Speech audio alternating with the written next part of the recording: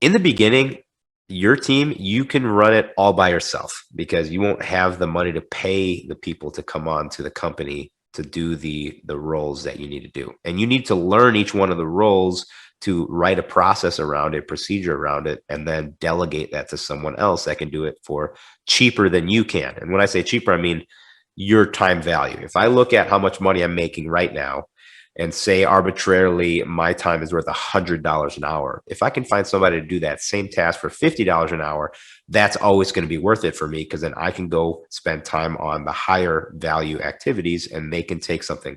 But for me to do that, I need to document literally everything that I do. And you got to get everything out of your own brain and onto paper so that somebody can emulate what you're doing. So in the beginning, you should be doing all the roles, but right off the bat, you're going to need on your advisory board, you're going to need an attorney. You're going to need, for the self-storage space specifically, you're going to need a environmental engineer to do phase 1 and potentially phase 2 on properties. Environmental risk is extremely it can bankrupt people if you don't know what you're doing. So you want to get one of those people on your team. You're going to want to get a third-party management company. If you don't have any experience managing a facility, maybe they can give you some pointers. Maybe they can just take over the management from day one.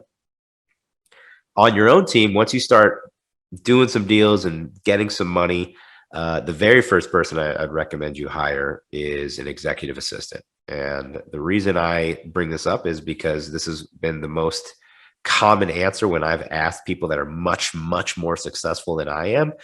If they had to restart everything all over again, they lost all of their people, what would be their number 1 and number 2 hire? And half of the time people say number 1 and number 2 executive assistant.